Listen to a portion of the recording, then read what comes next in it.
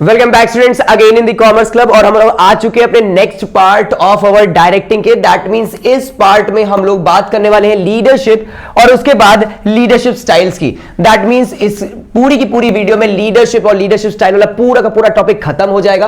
तो शुरू करते बिना किसी देरी के। और इससे पहले ध्यान रखना, अगर आपने हमारे चैनल को अभी तक सब्सक्राइब नहीं किया तो जल्दी से सब्सक्राइब कर लीजिए। और हाँ, ये आ रहा है हमारा इंस्टाग्राम का अकाउंट, जल्दी से इसको फॉलो भी कर लीजिएगा। बढ़ते हैं वीडियो पे बिना किसी देरी के।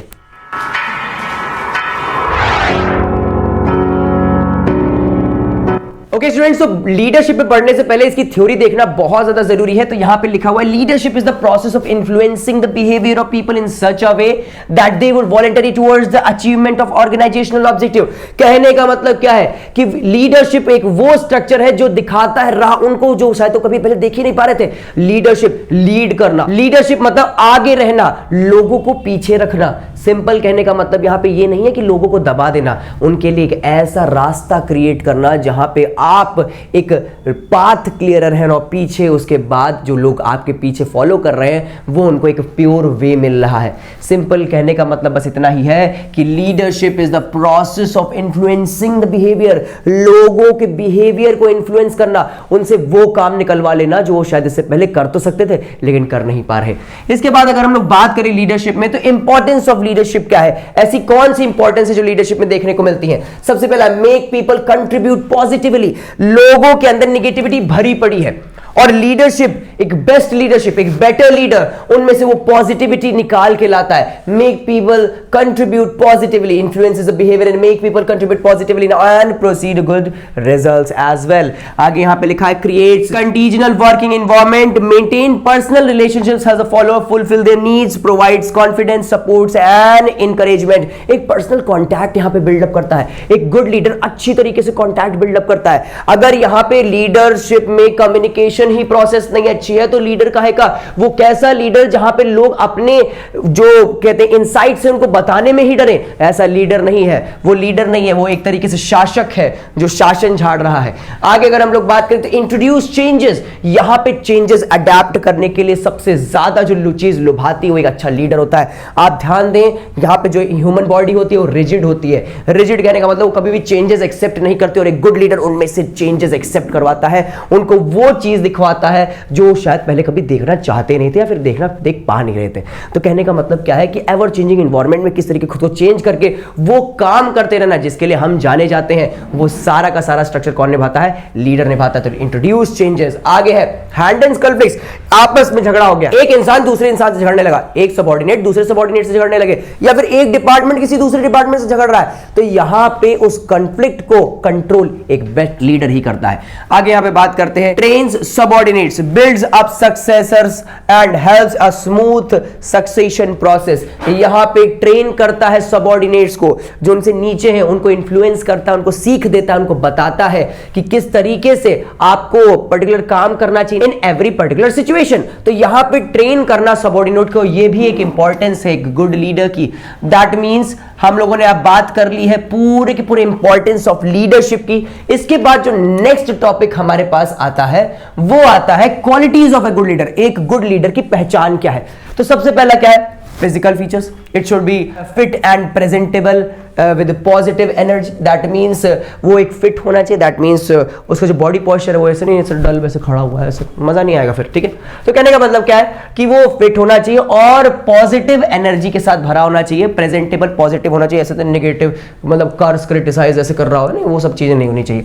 आगे नॉलेज होनी चाहिए, it should require knowledge for the competence and competence. That means कहने का मतलब है कि सक्षम होना चाहिए और उसके बाद नॉलेज होना बहुत ज्यादा जरूरी है। ऐसा लीडर जिसके पास जीरो लेवल ऑफ नॉलेज हो वो लीडर नहीं बन सकता। नेक्स्ट यहाँ पे आता है इंटीग्रिटी, यहां पे उसके पास इंटीग्रिटी होनी बहुत ज्यादा जरूरी है। It must be high level of integrity and honesty, honest नहीं है काम नहीं चल पाएगा। उसके बाद आगे बात किया जा रहा है इनिशिएटिव की, should grab opportunity and use its advantages of organisation. Simple कहने का मतलब उसे इनिशिएटिव लेना आना चाहिए। जो इंसान आगे स्टेप लेने पे ही डर रहा हो तो वो कैसा लीडर बन सकता है, लीडर बन ही नहीं सकता बच्चे। इनिशिएटिव लेना आना चाहिए। और उसके बाद आता है कम्युनिकेशन स्किल्स। मैंने अभी बताया था अगर एक लीडर कम्युनिकेट ही नहीं कर पा रहा तो लीडर कैसा। तो सिंपल कहने का मतलब क्या है, फिजिकल फीचर होने चाहिए, नॉलेजेबल होना चाहिए, इंटीग्रिटी होनी चाहिए मतलब ट्रस्टवर्दी होना चाहिए और इनिशिएटिव लेना आना चाहिए। बेस्ट पहला कदम उसी का होना चाहिए, डरना नहीं चाहिए। और उसके बाद कम्युनिकेशन स्किल्स भी होनी चाहिए। 5 हो गए, छठे पे आते हैं। 6th है हमारा मोटिवेशन स्किल्स होनी चाहिए, you should be motivate the individual to improve their performance.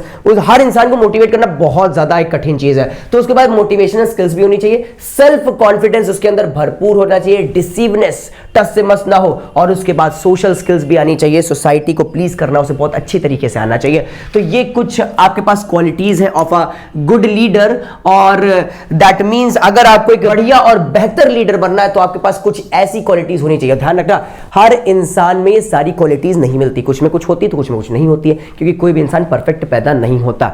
तो दैट मींस अगर आपको एक गुड लीडर बनना है तो ये क्वालिटीज होनी चाहिए। अनुपात मतलब रेशियो उसका चेंज हो सकता है, उसमें कोई बहुत बड़ी बात नहीं है। आई होप तुमको ये चीज समझ आ गई हो। बढ़ते हैं आज के last topic, that means leadership style पे। आई होप तुमको ये चीजें समझ आ रही हो। ओके स्टूडेंट्स, तो लीडरशिप स्टाइल्स हमारे पास बेसिक 3 तरीके की होती हैं। सबसे पहला हमारे पास है ऑटोक्रेटिक लीडरशिप, उसके बाद आता है हमारे पास डेमोक्रेटिक लीडरशिप, और उसके बाद लास्ट आता है लेजर-फेयर लीडरशिप। दैट मींस सबसे पहले हम बात करते हैं autocratic leadership, that means authoritarian leadership. A leader takes all the decision on his own and gives order to his or her subordinate to implement them. It is the best applied to the situation where there is a little time for the group decision making, or where the leader is the most knowledgeable member of the group. यहां पे बात कर रहे हैं autocratic की। Autocratic मतलब Hitler शासन, सिर्फ और सिर्फ लीडर की चलने वाली है। ऐसी टाइप की लीडरशिप सिर्फ वहीं काम आ सकती है जहां पे बहुत ज्यादा कम समय हो, या फिर जो लीडर है वो बहुत ज्यादा ही असीम नॉलेज रख रहा हो, मतलब उससे ज्यादा नॉलेज तो किसी के पास है ही नहीं।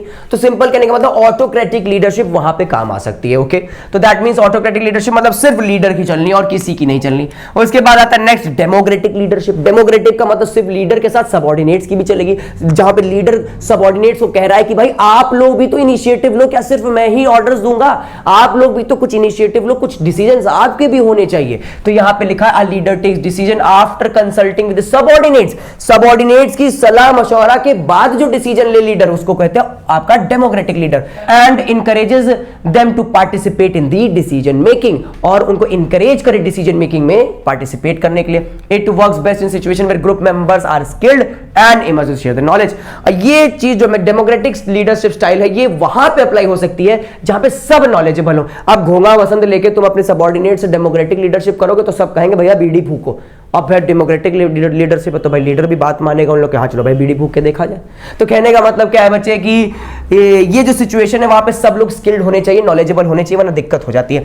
इन situation where roles are unclear और time, it is the essence of democratic leadership can be failed in the communication failure and incomplete projects. बच्चे ध्यान रखना, in situation where roles are unclear और time is the essence, democratic leadership style कहीं ना कहीं एक बहुत बड़ा फेलियर देखने को मिल जाता है कि अगर आपके पास समय कम है और आप लोगों से सलाह मशवरा कर रहे हैं तो सलाह मशवरा करने में समय निकल जाएगा और आपका ये जो डेमोक्रेटिक स्टाइल लीडरशिप का है वो कहीं ना कहीं गिर जाएगा। तो सर मैं डेमोक्रेटिक रहूं, ऑटोक्रेटिक रहूं, या फिर मैं लेजर स्पेस रहूं, ये मतलब ये तो मैं आपने पढ़ाया ही नहीं है। तो सिंपल कहने का मतलब है अलग अलग सिचुएशन में आपको अलग अलग लीडरशिप स्टाइल ऑप्ट करने पड़ते हैं। दैट मींस आप ये नहीं कि आप डेमोक्रेटिक है तो जिंदगी भर डेमोक्रेटिक ही रहेंगे, आप सबसे पहले वाले कौन से थे ऑटोक्रेटिक है तो जिंदगी भर ऑटोक्रेटिक ही रहेंगे। अलग अलग सिचुएशन टाइम पे अलग अलग लीडरशिप स्टाइल आप ऑप्ट कर सकते हैं। लास्ट हमारा आता है बच्चे लेजर-फेयर लीडर। यहां पे लिखा a leader gives freedom to his subordinate to take decision and execute work against them and the leader acts as a observer और गाइड।